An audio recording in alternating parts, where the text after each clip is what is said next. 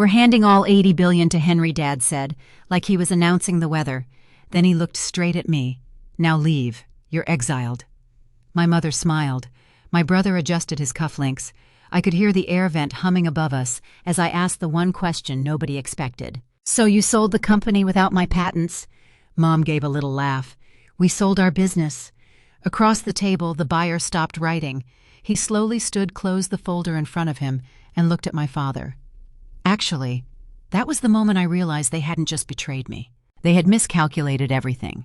Before I dive into the story, hit like and drop a comment telling me where you're listening from. Let me know if you've ever watched your own family count you out before they understood what you were really holding, because that was exactly the mistake mine was about to make. 8 years earlier, none of this looked dangerous. Back then, our family business still felt small enough to be personal. The office in Austin smelled like burnt coffee printer paper and the lemon cleaner our night crew used on the conference tables. Dad Michael wore the same navy tie to every investor meeting. Mom Susan kept framed family photos behind her desk.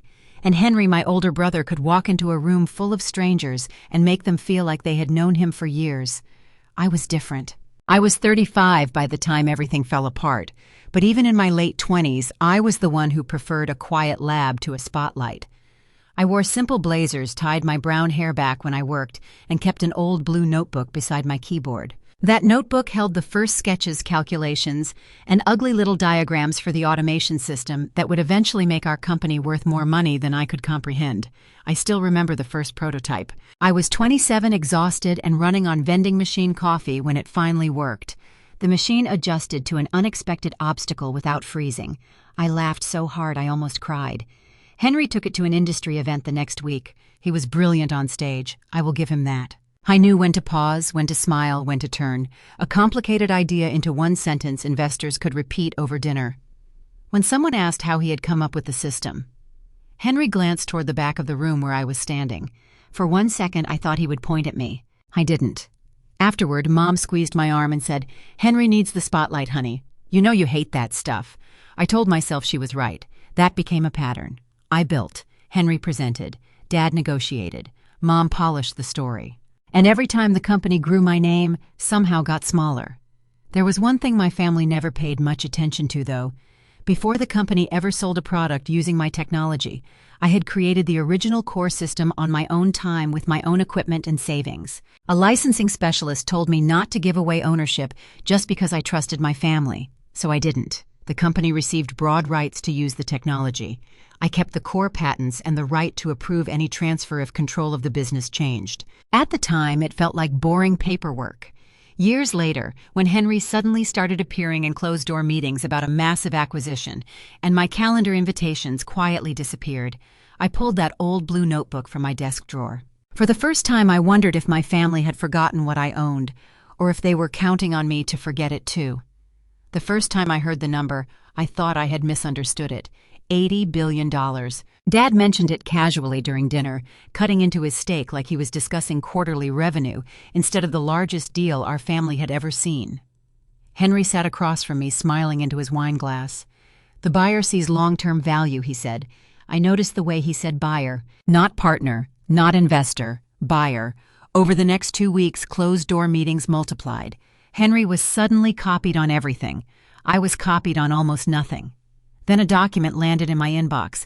Dad called it routine paperwork. I opened it at my kitchen counter with cold coffee beside me and my old blue notebook within reach. The language was dense, but one sentence stopped me.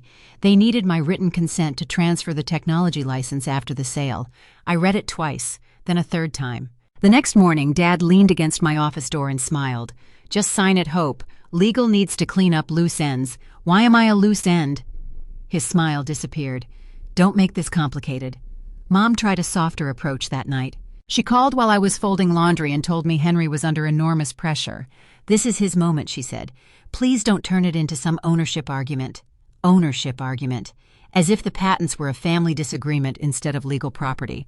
I called Daniel. For years, he had been the person I trusted when my family made me question my own judgment. "Don't sign anything yet," he told me. "Get independent counsel."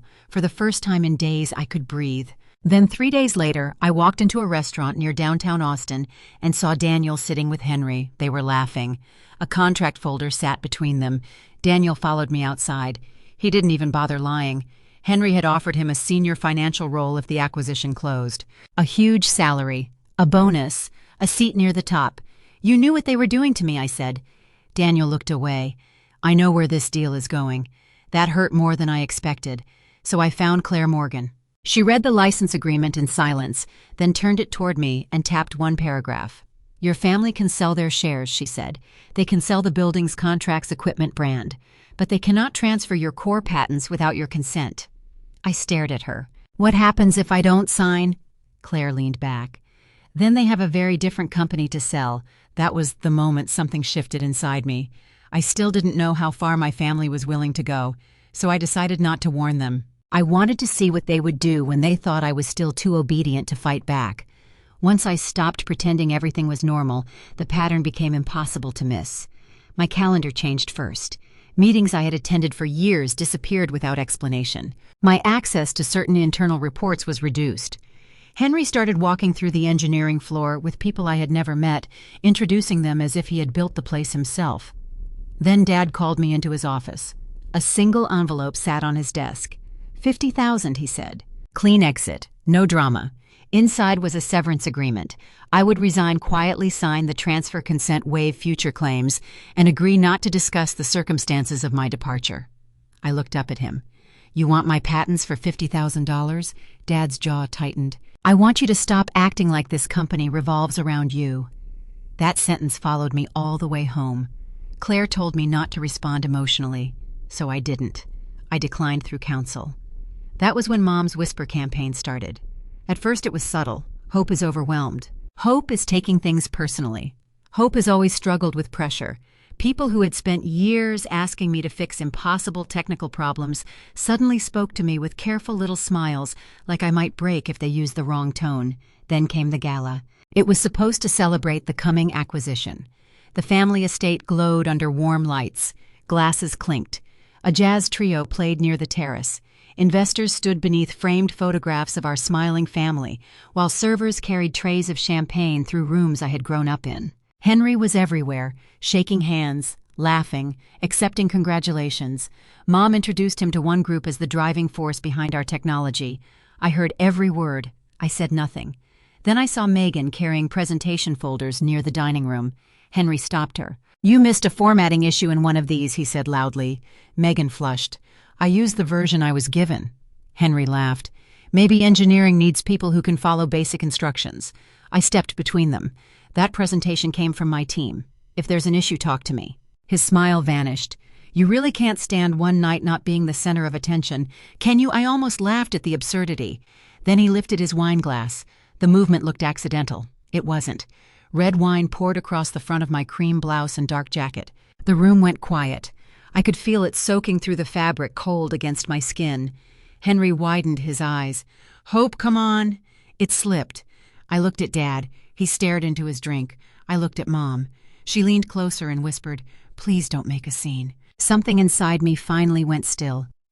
I walked to the restroom and stared at myself under the harsh white lights. Red wine, tired eyes, 8 years of excuses. I opened my bag. My old blue notebook was inside. I ran my thumb across the worn cover and called Claire. I'm done protecting them. The next morning, every communication went through her. We preserved emails, payments, meeting records, access logs, and security footage. Claire formally notified the buyer that I had not consented to any transfer of my patents. Dad still pushed toward closing. I thought $80 billion made him untouchable. Then the final meeting invitation appeared on my screen. I closed my laptop, slipped the blue notebook into my bag, and headed for the boardroom. This time they had no idea I was bringing the one thing they could not buy. Dad was already standing when I entered the boardroom. Henry sat beside him in a charcoal suit, one ankle resting casually over his knee. Mom had a porcelain cup in front of her, untouched.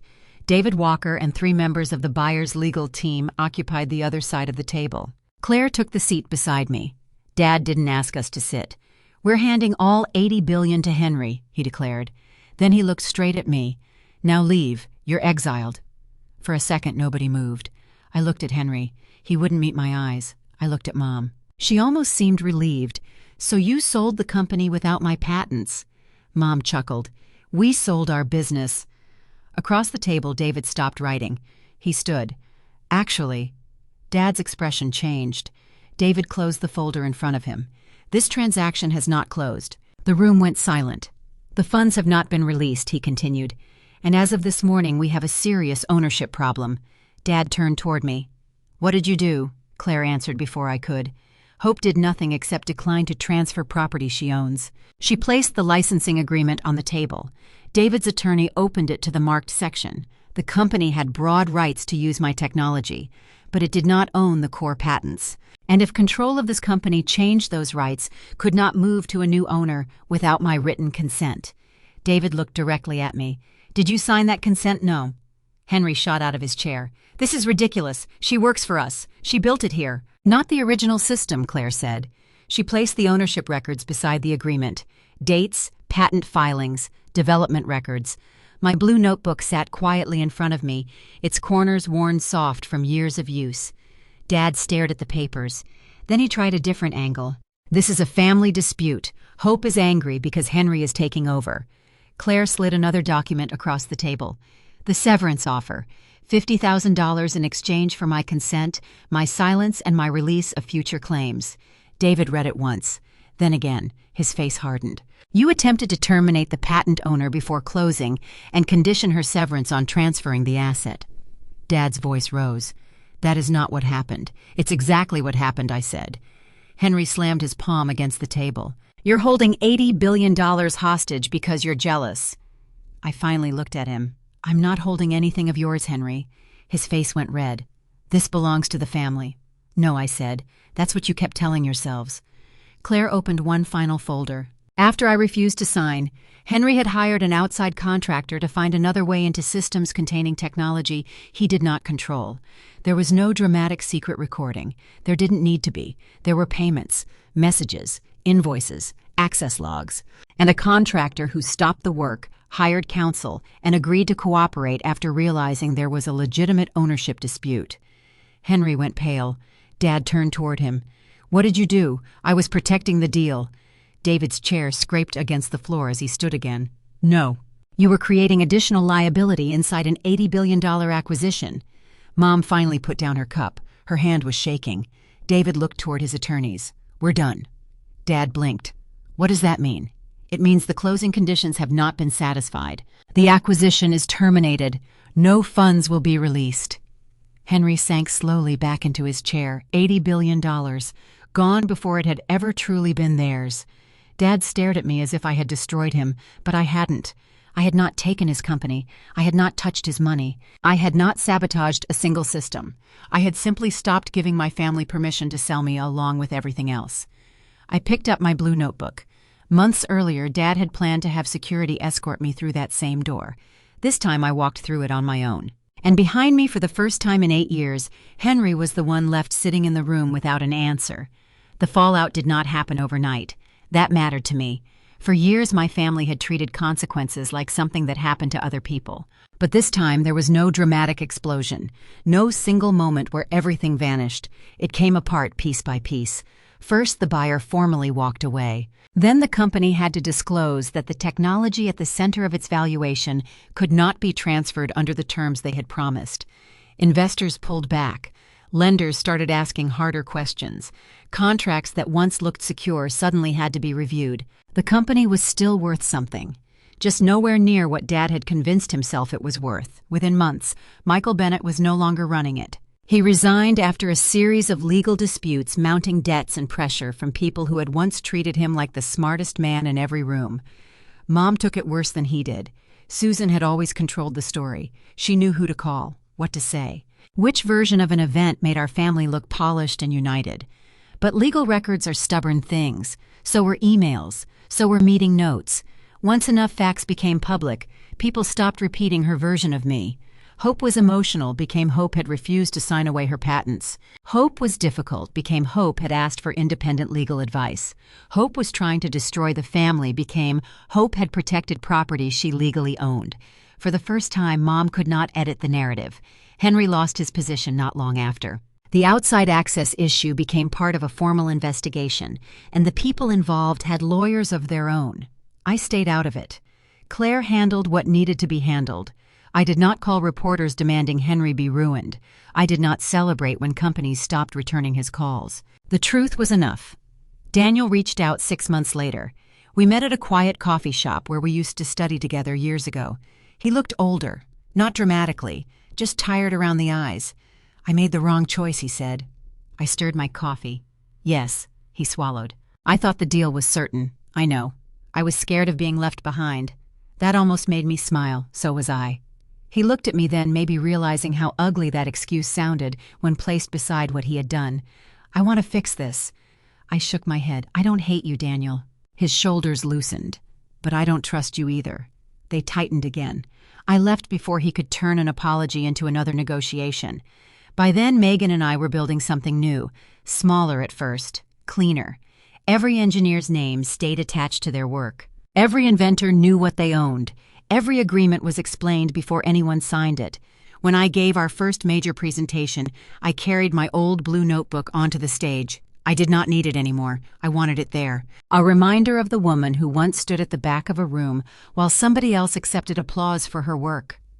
Almost a year after the boardroom, Mom contacted me. Dad's health had declined. There were medications, medical bills, appointments they were struggling to cover. She asked for money. I sat with the message for a long time. Then I called Claire. "Verify the bills," I said. "Pay the essential medical expenses directly." Claire paused. "And your parents, they don't get access to me. I did not send cash. I did not demand an apology. I did not reopen the door." That evening, I stood by the windows of my new office looking over Austin when Megan called from the conference room. "They're ready for you, Hope." I picked up the blue notebook. This time when I walked into the room, nobody was waiting for Henry. They were waiting for me. I used to think family loyalty meant staying quiet, giving more, and forgiving faster. I was wrong. Love does not give anyone ownership over your work, your future, or your peace. Henry lost an $80 billion deal, but that was never my real victory. My victory was walking away without needing my family to admit what they had done. Sometimes the strongest boundary is simply refusing to return to the place that broke you. If this story hit home, tell me in the comments. Share it with someone who needs it, and subscribe for more stories about taking your power back.